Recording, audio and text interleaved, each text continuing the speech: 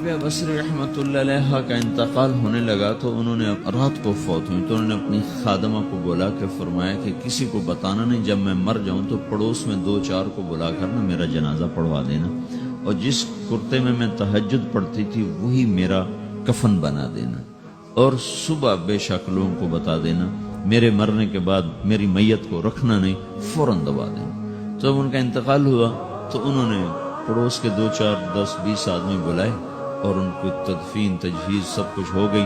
صبح شور مچا کہ وہ رابعہ بصری کا انتقال ہو گیا۔ تو اگلے دن وہ خواب میں اس خادمہ کو ملی اور کہا بیٹی تیری بڑی مہربانی، تو نے میری وصیت کے مطابق عمل کیا۔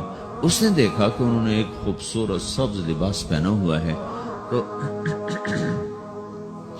وہ فرمانے لگی، انہوں نے سوال کیا کہ آپ کے ساتھ قبر میں کیا ہوا؟ تو وہ کہنے لگی کہ میرے پاس منکر نکیر آئے تھے اور مجھ سے کہنے لگے من رب کی، تیرا رب کون ہے؟ تو میں نے کہا سبحان اللہ، 40 برس جس کو میں نہ بھلا سکی اس کو 4 ہاتھ زمین میں آ کے میں بھول جاؤں گی۔ ان کا 42 برس کی عمر میں انتقال ہوا تھا۔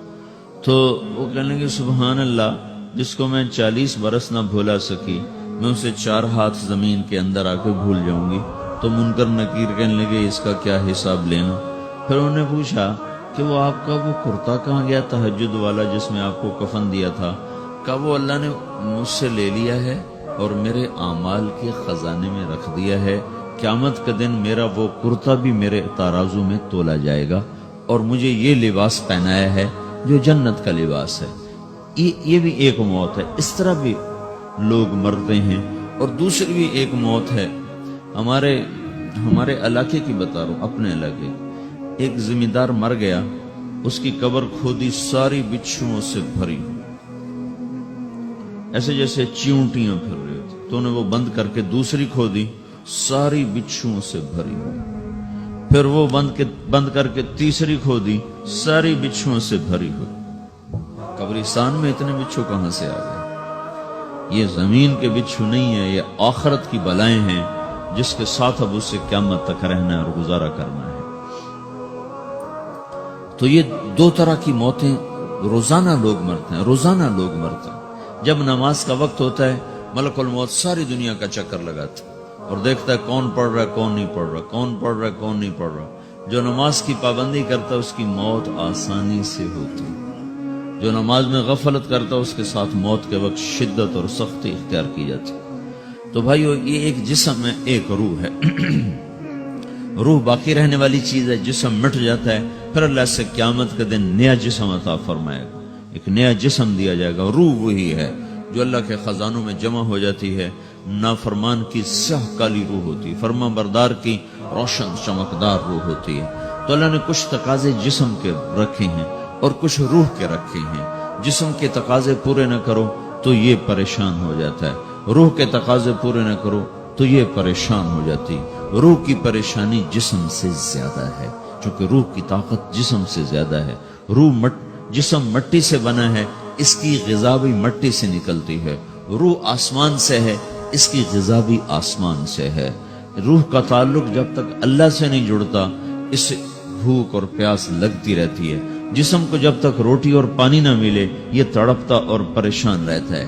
جیسے اللہ تعالیٰ نے ہمارے جسم میں روٹی اور پانی کی طلب کو بے ساختہ رکھ دیا ہے۔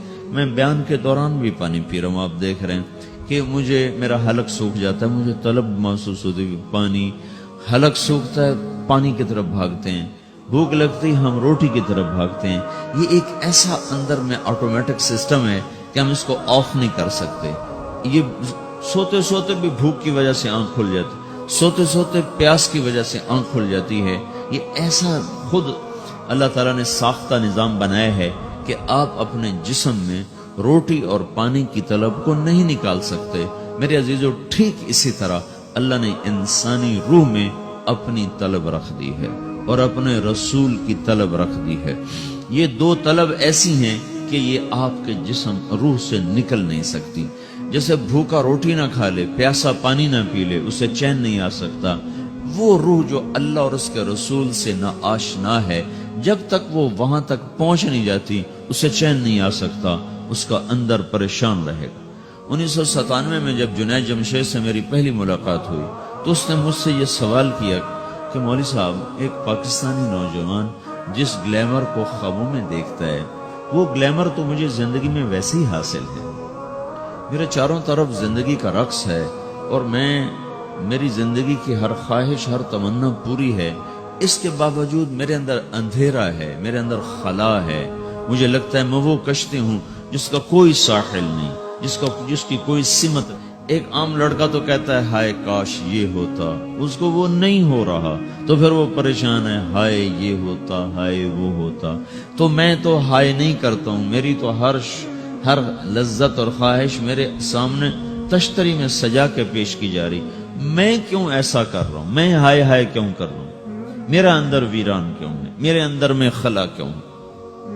یہ وہی خلا ہے کہ وہ روح کی پیاس کو شراب میں بجھانا چاہتا ہے, وہ روح کی پیاس کو لڑکی میں بجھانا چاہتا ہے, وہ روح کی پیاس کو موسیقی سے بجھانا چاہتا ہے, وہ روح کی پیاس کو دنیا کی رعنائیوں میں 5 اسٹار ہوٹلوں سے بجھانا چاہتا ہے. روح کیا جانے روٹی کیا ہے, شراب کیا ہے, پانی کیا ہے, عورت کیا ہے, موسیقی کیا ہے, گھنگرو کیا ہے, پائل کیا ہے, چھنکار کیا ہے. روح کو ان چیزوں کی کیا خبر.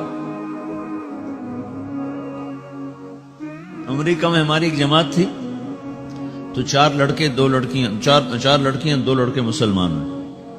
تو ایک لڑکے کا نام رکھا تھا ابراہیم, اور اس کو جب پڑھایا نا کلمہ انہوں نے کہا ہائے, انہوں نے کہا ہائے, وہ دونوں ہاتھ یہاں رکھے سینے پر, دل پر, کہا ہائے. تو ہمارے ساتھی ہیں ڈاکٹر اختر, وہ کہنے لگا کیا ہوا کیا ہوا. کہنے لگا جب سے ہوش سنبھالا یہ جگہ خالی تھی, یہ تیرے کلمہ پڑھانے پر بھر گئی ہے کہ میری خوشی سے ہائے نکل گئی. یہ جگہ خالی رہے گی, یہاں شراب نہیں پہنچ سکتی, یہاں نغمہ اور موسیقی نہیں پہنچ سکتی, یہاں تالے لگے ہوئے ہیں, یہاں تک کوئی آواز نہیں جا سکتی. دل کے تاروں پر ایک ہی نغمہ چڑھ سکتا ہے اور وہ اللہ کی یاد کا ہے, اور اللہ کی محبت کا ہے, اور اللہ کے رسول کی محبت کا ہے. باقی کوئی مزراب ایسا نہیں جو ان تاروں کو چھیڑ سکے.